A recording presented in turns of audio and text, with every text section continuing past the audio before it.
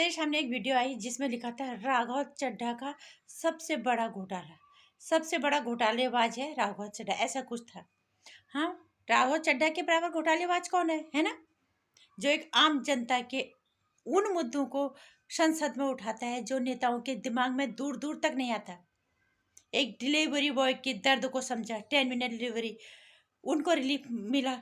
Delivery boy को अपने घर पे तक बुलाया, उसके साथ ब्रेकफास्ट किया।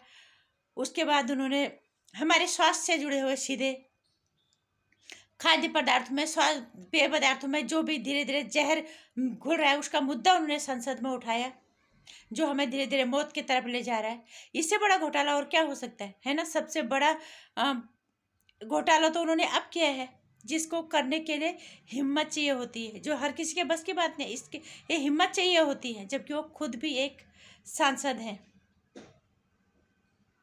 उन्होंने कहा अगर हमारे देश के वोटरों को राइट टू इलेक्ट है तो राइट टू रिकॉल भी होना चाहिए।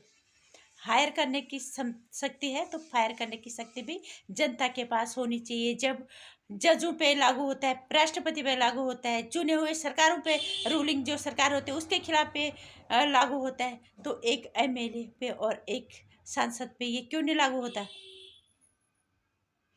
उनकी इससे बड़ा घोटाला क्या हो सकता है? दरअसल देखा जाए काम तो यही करते हैं ना। एमएलए और सांसद 5 साल तक यूं गायब हो जाते हैं, जैसे ही ये जीते ये इनका अत्ता पत्ता लापता हो जाता है। इतना बड़ा घोटाला कौन करेगा, है ना? मैं उन मोहतरमा को यही बात कहना चाहूँगी, इससे बड़ा घोटाला और कौन कर सकता है? बिल्कुल सही कहा था उन्होंने कि जब तक चुनाव होते हैं नेता जनता के पीछे, जीतते ही नेता फिर जनता नेताओं के पीछे भागती है। जब 5 साल को तक उनका धैर्य क्या, उनको आदत हो गई है। भारत के वोटरों को तो आदत हो गई है कि एक ही ऑप्शन है, 5 साल के बाद बदलेंगे तो बदलेंगे।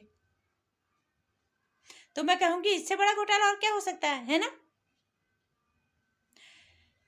और बहुत सारे लोग बोलते हैं, मुझे कोई बोल देता है बीजेपी की है, कोई बोलता है कांग्रेस। कुछ नहीं, हम देश के नागरिक होने के नाते बोलते हैं। हम कोई किसी के पार्टी में नहीं है, कोई पत्रकार नहीं है। इस देश के नागरिक होने के नाते जो सही रहेगा हम उस पे बोलेंगे।